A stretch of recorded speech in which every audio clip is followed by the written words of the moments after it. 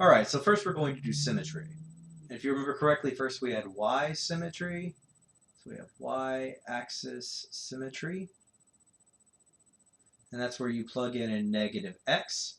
Then you have x-axis symmetry. Just this is a quick little review, right? And which you plug in a negative y, and then you have origin axis symmetry, or origin symmetry, sorry, not axis, in which place you plug in a negative x and you plug in a negative y. Okay, so we're going to go through all these. Now, you can kind of tell by the signs what it's going to be, but we'll kind of ignore that for now. Okay, so let's see about the y-axis symmetry, which means I just plug in a negative x. All right, so I guess I'll go over here and I'll plug in the negative x. And theoretically, if this is, in fact, have y-axis symmetry, you'll get back the original. Okay, so negative x squared minus 4. Okay, so that gives me negative 2x, because 2 times negative x is negative 2x. And negative x squared is just x squared minus 4. Now, did we get back the original? No, we did not, in fact, get back the original. Okay, cool. Well, let's try the other one.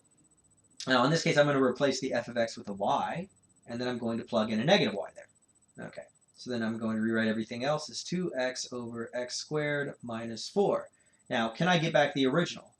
Well, no. I mean, even if I flip all the signs, which I could, right? I could say, well, y is equal to negative 2x over x squared minus 4. I still wasn't able to get back the original. So it failed the y-axis symmetry over here, and then it failed the x-axis symmetry there.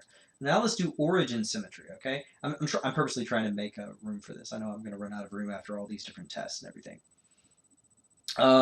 So in this case, let's do negative x and y. So we say negative y is equal to 2 times negative x over negative x squared negative 4. And of course, that gives me negative 2x over x squared minus 4. Okay, now if you flip the signs, you end up with y is equal to positive 2x over x squared minus 4. And there we go. Okay, so we were able to get back the original. So this one has origin symmetry. Okay, so we found a symmetry. Check. We did the first one, right? Okay, now we want to find the y-intercept and we want to find the x-intercept. Okay, now to find the y-intercept, we have to set x equal to 0. Okay, so we're going to say, well, x is equal to 0. And that would be 2 times 0 over 0 squared minus 4. And that gives me 0 over negative 4, which gives me 0. So it looks like what this means is I end up with 0, 0, right? So when I plug in x, 0, I get y, 0, which is origin. Now, at this point, I actually kind of accidentally found the x-intercept, because to find the x-intercept, right? So to find the y-intercept, we set x equal to 0.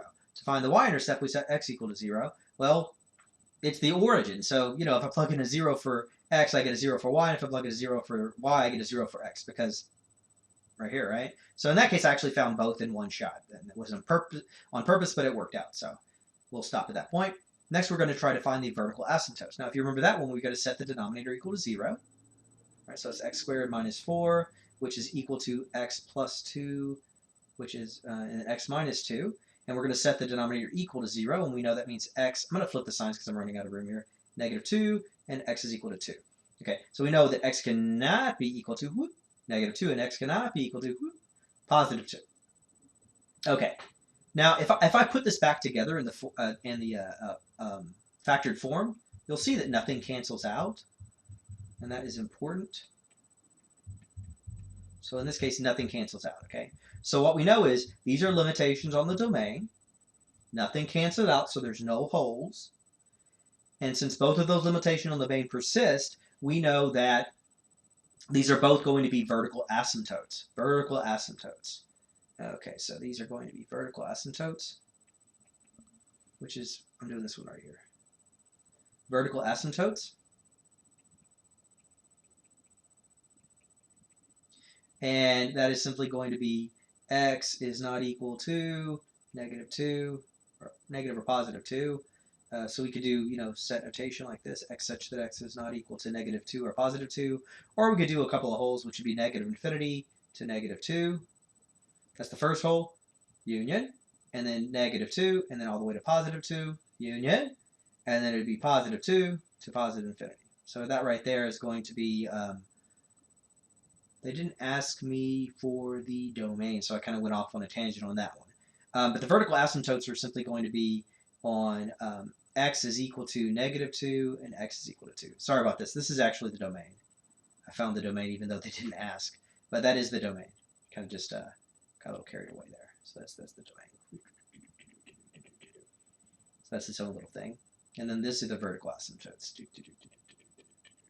Right there. Okay, so those are where the vertical asymptotes are. And then we want to find, finally, the horizontal asymptotes. Okay, fair enough. What that means is we have a first degree on top, we have a second degree on bottom, right? So what we would say is, right, we would say that it's smaller on the top, and we would say it's bigger on the bottom. And what that means is the horizontal asymptote is at y is equal to 0.